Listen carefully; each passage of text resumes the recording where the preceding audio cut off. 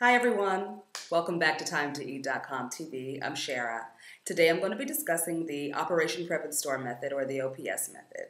As you already know, this is a method that I use to help me keep my kitchen and pantry organized, as well as plan and prepare my meals ahead of time for the week. So today I'm going to be discussing the next step, and if you're interested in hearing more about it, then stay tuned. The OPS method. Step number 4. Storing your meals and leftovers. So now that your food is cooked, your meals are ready, everything is done, the next thing you want to do is make sure you store all of your items properly, which means dried goods need to be kept dry, cold goods need to be kept cold, perishable goods, of course, need to be either refrigerated or frozen. And in order to do that, you need to first make sure you have the proper storage containers. The first thing I'm going to talk about are the good old plastic bags, okay? They come in a variety of sizes. Here's a really large one. Here's a small one. These are great because you can keep them in the refrigerator or you can freeze them. You can also write on them or put labels on them to make it easy for you to identify what these things are, especially when you are freezing things. I find that sometimes if I don't label it, I forget what it is, and I find that it is a lot more convenient if you just go ahead and take a marker and write it in here, or if you plan on using this bag again, you can just take a label maker and make a label and stick it on here, and it peels right off when you want to change it. Now, you heard me say if you want to use these bags again. These bags can be reusable. I do not suggest that you reuse these bags if you're going to be putting raw meat or any kind of contaminant in here. If you're going to be like marinating meats and things like that, throw this away. You don't want to reuse this.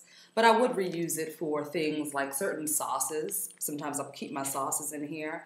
If I'm like storing pasta in here, you can reuse that. You can reuse it after that. Sometimes, grilled vegetables and things like that, you can definitely reuse these for those types of things. And what you would need to do in order to reuse them safely is to rinse, wash, sanitize, and rinse again. Basically, you're going to, after the contents have been removed from the bag, you're going to rinse it under warm water, and you're going to wash it with your dish liquid, rinse it out again, and then you're going to take some sort of disinfectant or some sort of sanitation cleanser, and the one that I like to use is good old bleach and water. I use 1 part bleach and about 4 parts of water in a spray bottle. I spray these down and wipe it out, rinse it out again, turn it inside out, stick it in my dish rack and let it dry, and then it's ready to be used again.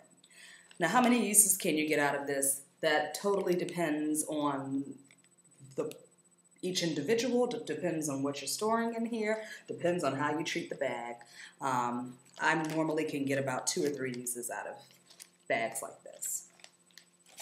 The other thing that you want to make sure you keep on hand are good Tupperware containers like this.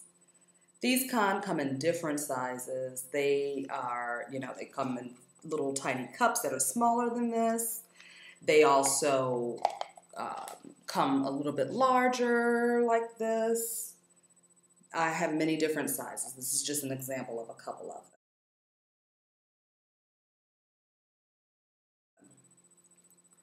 them. I prefer the ones that are a lot sturdier, are heavy duty with really tightly sealed lids. You can get the 99-cent ones. Yes, you can. They're cheaper. However, you're going to go through them really, really fast, and you're going to end up having to throw it away, and you're going to end up having to buy more. So I suggest that you go with something a lot more heavy duty that you can keep for a really long time. And sometimes when you buy these in sets, they actually come with a warranty. Now that we have covered storing our foods properly and the containers that we can use to store them in, let's move on to the very last step, which is step number 5. Welcome back, everybody. I hope that you enjoyed that information. Now, don't forget, you can read more about the OPS method as well as recipes and party ideas on my blog at timetoeat.com. Don't forget to subscribe at timetoeat.com as well as to my YouTube channel, Time to Eat. This way, you'll be able to stay updated on new recipes, new blog posts, and new video uploads. It's free to subscribe. All of the information that I'm providing for you is free. It's absolutely because I love to do what I do, which is cook and entertain, and I want to share it with you guys. So please, please subscribe. So until next time, everybody, eat well, live well, and be well.